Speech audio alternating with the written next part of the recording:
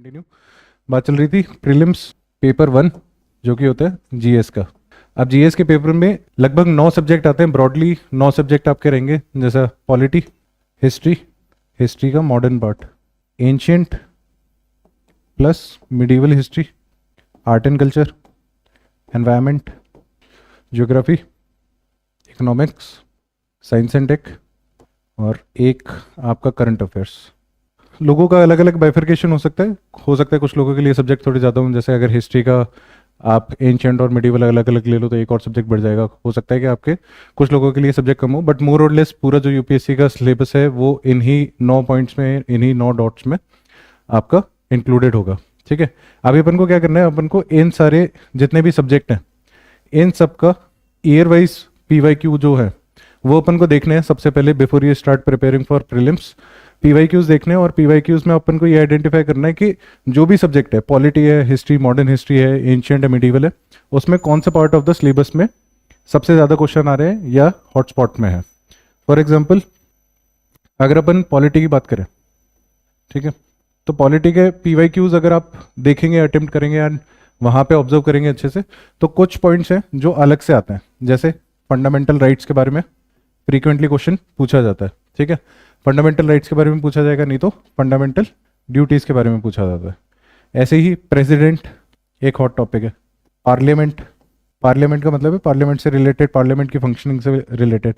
ठीक है, and so ऐसा करके आपके काफ़ी सारे जो माइक्रो पॉइंट्स हैं वो आइडेंटिफाई हो जाएंगे। अब ये वाली जो चीज़ें हैं ये सब यूपीएससी के सिलेबस में नहीं दिया होता है, ये आपको खुद को आइडेंटिफाई करना होता है। और ये आइडेंटिफाई करने के बाद आपको ये पता चलेगा which part of the syllabus you have to work on, आपको किस पार्ट ऑफ द सिलेबस पे काम करना है। सिमिलरली अगर अपन बात करें, दूसरा एग्जाम्पल लेते हैं मॉडर्न इंडिया। तो मॉडर्न इंडिया के अगर आप पीवाईक्यूज देखेंगे तो पहला 1857 से रिलेटेड क्वेश्चन आते हैं। दूसरा जो अपने इंडियन रेनेसांस था या फिर सोशल रिफॉर्म, उससे रिलेटेड क्वेश्चन आते हैं। फिर मॉडर्न टाइम्स में अगर बात करें तो स्वदेशी मूवमेंट एंड सो आप जैसे जैसे आइडेंटिफाई करेंगे आपको पता चलता जाएगा। मैं इन सारी चीज़ों की एग्जॉस्टिव लिस्ट नहीं दे रहा हूँ, नॉट बिकॉज कि मैं नहीं दे सकता हूँ, मेरे पास बनी रखी है इस पूरी लिस्ट को, बट आई वुड वांट कि आप खुद पीवाईक्यू सॉल्व करें, आप खुद थोड़ा मेहनत करें ताकि आपको अच्छे से समझ में आए कि किस पार्ट ऑफ द सिलेबस में से या किस पार्ट ऑफ द सब्जेक्ट में से क्वेश्चन पूछा जा रहा है, फर्स्ट थिंग।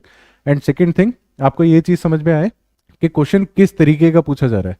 अगर मैं आपको सीधा बोल देता हूँ कि सोशल रिफॉर्म में से क्वेश्चन आ रहा है, तो आप टाइप ऑफ क्वेश्चन को आइडेंटिफाई नहीं कर पाएंगे, आप ये नहीं समझ पाएंगे कि यूपीएससी किस तरीके का क्वेश्चन पूछता है, किस पॉइंट पे ट्विस्ट कर सकता है, या फिर कौन सा फेवरेट थीम ऑफ क्वेश्चन है। तो जो लोग खुद मेहनत करेंगे उनको ज़्यादा फायदा रहेगा, एंड आई वांट कि सब लोग खुद से मेहनत करें ये चीज़ आइडेंटिफाई करने की, माइक्रो टॉपिक्स सब्जेक्ट्स में जो होते हैं वो आइडेंटिफाई करने की, सो दैट आपका एक प्रॉपर डायरेक्शन रहे about what you have to study और कितना डेप्थ में आपको पढ़ना है। एक और एग्जांपल लेते हैं आर्ट एंड कल्चर का या फिर एंशियंट का लेते हैं। एंशियंट में कुछ टॉपिक ऐसे हैं जो रिपीट होते हैं, बार बार रिपीट होते हैं, जैसे कि आईवीसी, इंडस वैली सिविलाइजेशन, ठीक है, वैदिक कल्चर, ये आता है बार बार। इसके अलावा बुद्धिज़्म, जैनिज़्म, थोड़ा सा और आगे बढ़ेंगे गुप्ता पीरियड एंड सो। तो हर सब्जेक्ट में ऐसे कुछ थीम्स होती हैं जहाँ पे ज़्यादा क्वेश्चन पूछे जाते हैं, जहाँ पे ज़्यादा चांसेस है क्वेश्चन हिट करने के। एंड ये सब कहाँ से पता चलता है, ये सब अपना आइडेंटिफिकेशन होता है पीवाईक्यू से। पीवाईक्यू, अब पीवाईक्यू कब से करने हैं, कुछ लोग जितना पीछे चल जाते हैं उतना वो समझते हैं कि उतना अच्छा है, बट यूपीएससी का क्वेश्चन पूछने का और आइडेंटिफाई करने का तरीका एक पॉइंट ऑफ टाइम के बाद बदला है, तो बहुत ज़्यादा पीछे जाने की भी ज़रूरत नहीं है।